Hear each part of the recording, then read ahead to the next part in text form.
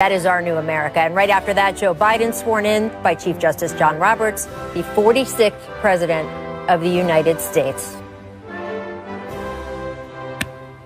Pretty cool images today. A peaceful transfer of power as our country has promised us. Welcome to The Jump. I'm Rachel Nichols. I am joined by NBA champ Matt Barnes down there, NBA Finals MVP Paul Pierce. Coming up, we're going to have Basketball Hall of Famer and former Senator Bill Bradley join the show to provide a little context for us for the inauguration today. Plus a Phil Jackson story you are not going to want to miss. First, though, a little less than 4 years ago, Paul Pierce and I were sitting with Steph Curry at Warriors training camp. Golden State had been the first team to win a title during the Trump administration, so I asked Steph whether he wanted to go to the White House to celebrate. It's a question I frankly wouldn't have even asked over the previous 2 decades. After all, regardless of party, the president of this country swears an oath to protect and serve all Americans, even those he disagrees with. And athletes had always largely responded in kind, regardless of who they disagree with. But after Donald Trump ran a campaign based on divisiveness and then as president adopted a platform that many NBA players felt was not just not inclusive of them, but actually against them, would Steph even want to go? Here is our conversation. Behind you over there is the trophy. Normally, when you win one of those things, you go to the White House to celebrate. Your coach has stood up there and said you guys are going to meet and discuss it as a team. Kevin Durant's been very open. He says, I don't want to go. What are your feelings on it? I'm on that same tip, and obviously you don't want to rush to a decision on kind of understanding the magnitude of what this means. We have an opportunity to send a statement that hopefully encourages unity, encourages us to just appreciate what it means to be American and stand for something. So whether that's whatever your opinion is on either side, that's what we want to take this advantage of this opportunity. I just want to be very clear. You're saying you have the opportunity to say you're standing for something by not going? For me, yeah, that's going to be my vote when we meet with the team. Not long after that aired on The Jump, Fox News picked it up, which means, guess who saw it? Yeah, which led to the tweet, quote, going to the White House is considered a great honor for a championship team. Stephen Curry is hesitating. Therefore, invitation is withdrawn. Which prompted LeBron a few hours later to answer Trump with, quote, you bum, Steph already said he isn't going, so no invite. Going to the White House was a great honor until you showed up. Memories. Over the following years, we'd watch the President of the United States regularly attack various athletes, almost exclusively athletes of color. He called NFL players sons of bitches. He questioned black basketball players' intelligence. And boy, did he make it clear what he thought of female athletes. Not a single women's team that won a championship over the past 4 years was invited to the White House. Not even the wildly popular Team USA group that won the Women's World Cup. They're called Team USA America. Okay, anyway. Now, Trump did host plenty of other athletes at the White House. Personally, for me, the LSU football team, using the most hallowed building in America as a dance floor for Get the Gat. Yeah, that is always going to stick out. You know, it's a funny thing about athletes making White House visits. In some ways, they're just one more ceremony. But ceremonies like this are actually pretty crucial ways a country identifies its most important values. Who the most powerful person in the world chooses to celebrate helps define who deserves that American seal of approval. And that's why when Barack Obama was president, he not only invited Olympians to the White House, he actually reached back into history and invited families of African Americans, like the family of Jesse Owens, who back in 1936 was very specifically and purposely not given that presidential seal of approval. Obama also invited Paralympians, more women's teams than any previous president, and yes, of course, NBA champions. The Jump was actually fortunate enough to be invited to the final athlete visit of Obama's presidency, the 2016 Cleveland Cavaliers. Remember when Obama told J.R. Smith that to get in the door he had to put a shirt on?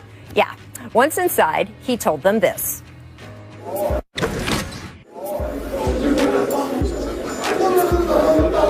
Cavaliers! Yeah!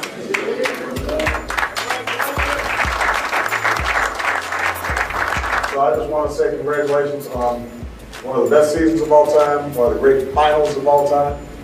And your city and your state could not be prouder of you.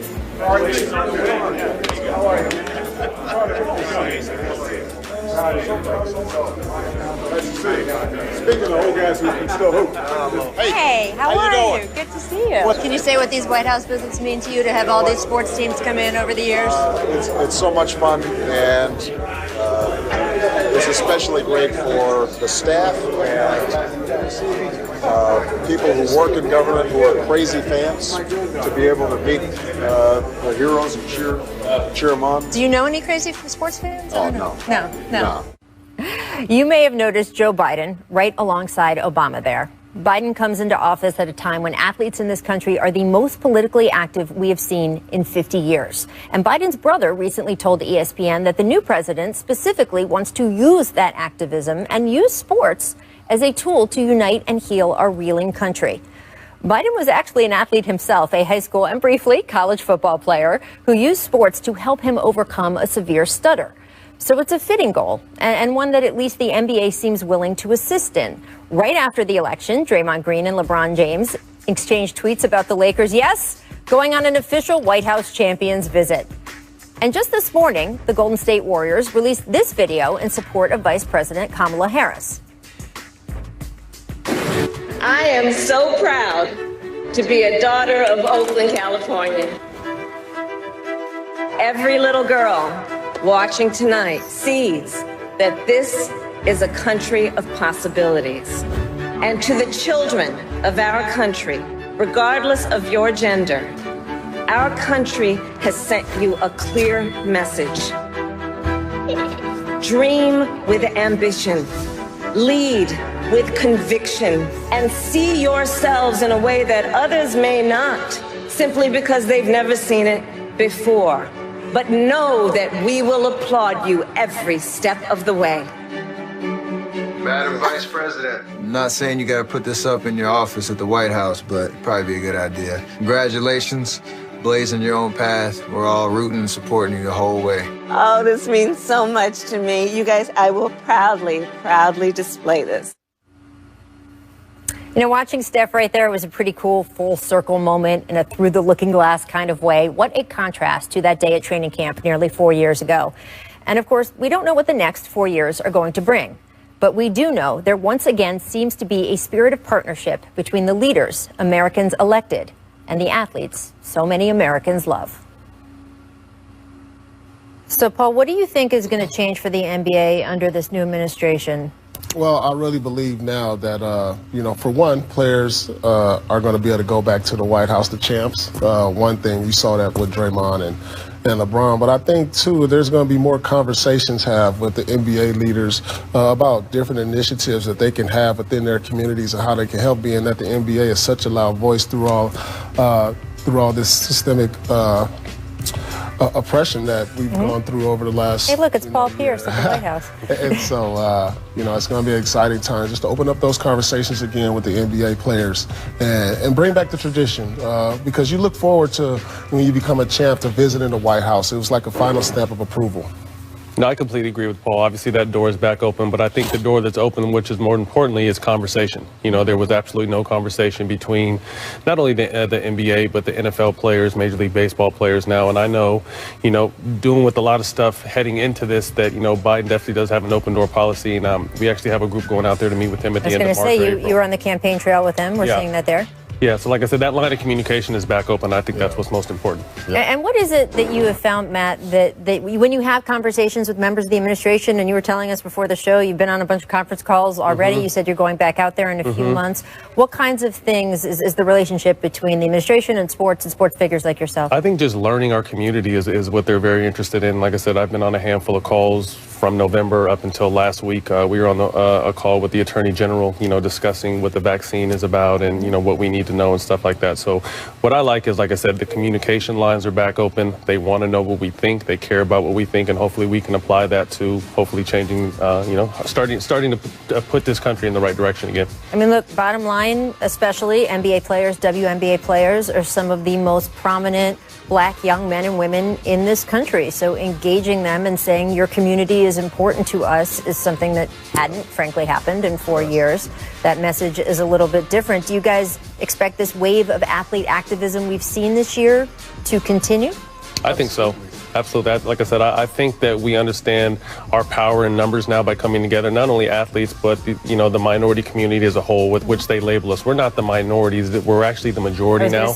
And they try to label us the minority to keep in our place, right? So, we're the majority now, and I think we understand the power we have in not only our platforms, but our vote. And once you get that type of power, it's our job to keep it.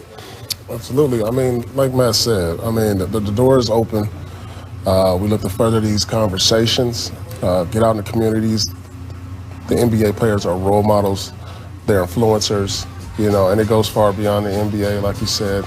Other sports leagues, people who are able to use their voice can now feel comfortable coming to the forefront and having these conversations under the Biden administration. And that while people can go back and forth and be partisan on policies, that some of the main goals of this country to treat people equally, to give people opportunity, those can be sort of some of the larger stated goals of our entire country together. Equality, pretty equal cool. footing.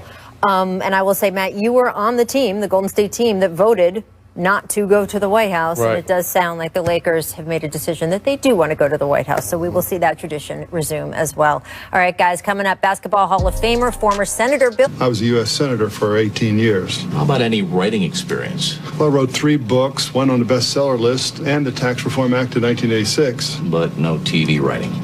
Any experience in front of an audience? Well, I gave a keynote address at the Democratic National Convention. I meant a large audience. Oh.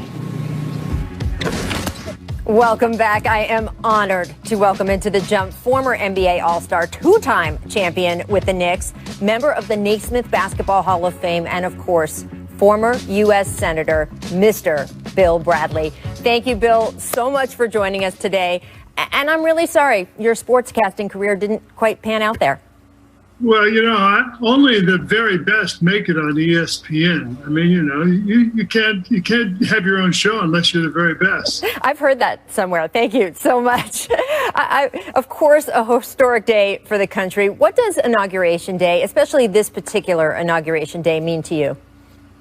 Well, it was deeply meaningful to me. I mean, I remember George Washington said the most important election that the country will have is not the first president that is elected, but the second. In other words, a transition of power, a peaceful transition of power.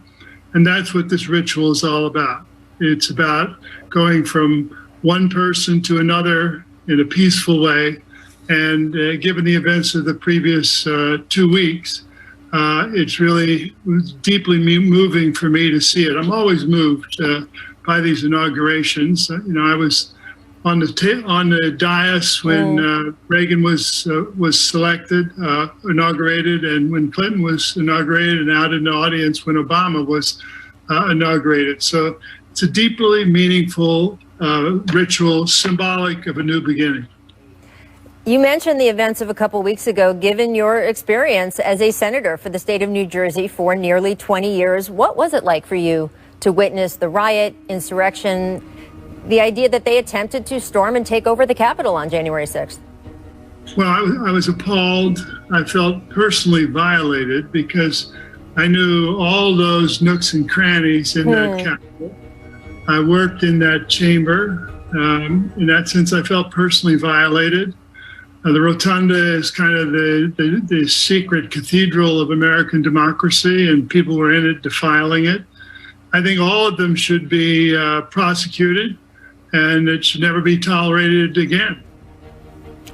We saw so many sports figures speak out after that event happened. And it's interesting. There are people who say, oh, we shouldn't have politics in sports. You played during a time where that was frankly never true, that there weren't politics in sports. And I'm curious what you think of today's athlete, NBA athletes in particular, who have been so vocal advocating on behalf of social justice.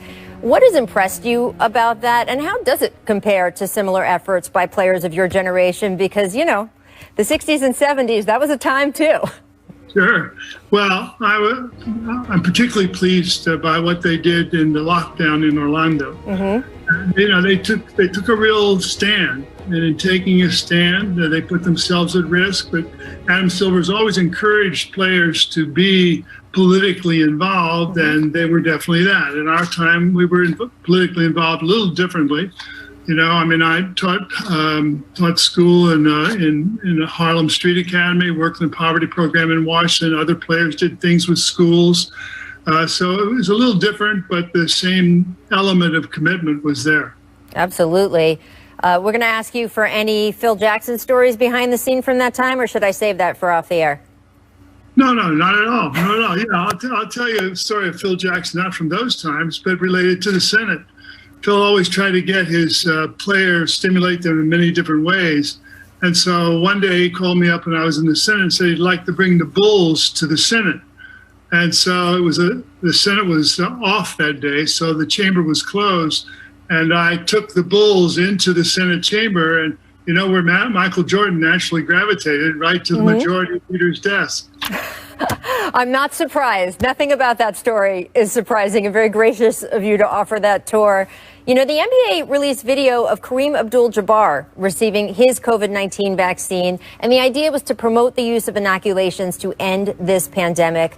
Commissioner Adam Silver added on Tuesday, the league has at least discussed having current players receive COVID vaccines to educate and influence the public regarding its safety and effectiveness. And kind of the line the NBA would have to walk there is, are they setting a good example by doing that? Or is it going to appear too much that they're jumping the line in some way? Where do you fall on that? What are you in favor of there? Well, I think that the more we can encourage people to get the vaccine, the better we're going to be. 100 million people in the first 100 days is a very ambitious goal, and people are going to have to know about where they can get the vaccine and be encouraged to take the initiative to do it. And there are some players probably who could encourage them to do that. Absolutely. And I do want to ask you a little bit more about today's players, specifically, of course, your New York Knicks. They are off to a 7-8 start this season. Good for 6th place in the East under new coach Tom Thibodeau. How optimistic are you about this team, this season, the future of the organization? Well, I don't pretend. Once a Knicks fan, always a Knicks fan. So I have high hopes. I'm pleased with where they are now, and hopefully we'll see where they are at All-Star time. If they're there, then maybe there's a chance to do well, better than anybody thought. But you always like to see your old team do well, particularly in New York. That was a very political answer, Senator. I appreciate that. Last but not least, I want to know who your favorite basketball player is to watch in the NBA right now. I like Steph Curry. I like the way he moves without the ball. I like the way he uses screens. I like the way he uses his hands to push off. And, of course, I like the shots. I mean, unbelievable release from incredible range. So I watch him and I see some of the things that he does out there that reminds me of what was really the best about the old Knicks teams. You can hit from out there, right? Good 10 feet behind the three-point line? Yeah, but it only counted 2 points then, Rachel. Those were the days. Thank you so much, Senator Bradley. We are just thrilled to have you join us. Your excellent perspective on a day like today. We're grateful. Thank you, Rachel. First time this season tonight, guys. Boston swept Philly in the first round last postseason, as we know. Completely different Sixers team, though. Your guy Doc Rivers at the helm, a bunch of shooters acquired over the offseason. Paul, have they closed the gap on the Celtics, who are atop the East standings right now? No, I don't think so. And the main reason I feel that way is because I don't feel like Ben Simmons has gotten any better. I mean, if you're gonna elevate to the next level and be championship contenders, it has to come from your stars. Yes, Embiid looks better. They've added a coaching staff, but they're not going to be on the court with you. They added Steph Curry, but until Ben Simmons makes that next jump, I just don't think so. I mean, we've seen Tatum get better. We've seen Brown get better. Kemba's going to come back healthy, and so I really don't see the gap closing right there. I think it's closed a little bit from the standpoint of I think we're going to know what we're getting with Ben Simmons. He's around the 12, 13-point range, but he's also a triple-double guy every single night. And if Tobias Harris is the highest paid player on the team, if he can stay consistent with his scoring at about that 18 to 20-point mark, Embiid is playing really well. Steph Curry's playing really well. I think the gap is closed, but I still think Boston is a better team. And overall, I think Brooklyn is the team in the East, and we're going to see tonight with Kyrie coming back. That's for sure. Now, you guys have both played for Doc. he has made a real effort to, first of all, coach Tobias more the way he was coached when Tobias was with the Clippers, obviously, but also coaching Joel and talking to him about how the offense does revolve around him, and talking to Ben and saying, I'm not even going to tell you to go shoot threes. Just do what you're comfortable with. Do what you're good at. What difference does it make when Doc talks to you like that? Well, I mean, definitely when you get new energy as a coach, when you look at a team that's kind of been stuck on the treadmill, haven't really made that leap, and you get new coaching staff, somebody that, you know, I think they believe in, who has that experience, who's won a championship, who's a player coach, it can be extra motivating to your players. I mean, Doc is going to he's going to come with those pregame speeches that's going to help you try to run through a wall. That's what I was going to say. Doc is a great talker, you know what I mean? So maybe that's what those guys needed, was more encouragement. You could tell with the way Joel Embiid has been playing. You said he's coaching Tobias Harris the way he coached him, and Ellie. So that's the one thing I'll give Doc. Is Doc, like Paul said, he's a great motivational, and he empowers you to be the best possible you. So I think that's where they've also, you know, got a little advantage right there. All right, so you did mention the Nets. I got to get your take in the last minute of the show here. What do you think of the Harden, Durant, now Kyrie tonight Nets? You know, when Kyrie wants to play, he's one of the best players in the world. He wants to come back now. He's going to have to be the one that sacrifices, because we see how good James is with the ball, how good KD is. So can Kyrie sacrifice? I think he can. Those are good problems for the Nets. Right. Adding another all-star, a champ, a guy with experience, and this team is scary. I mean, before I said the Lakers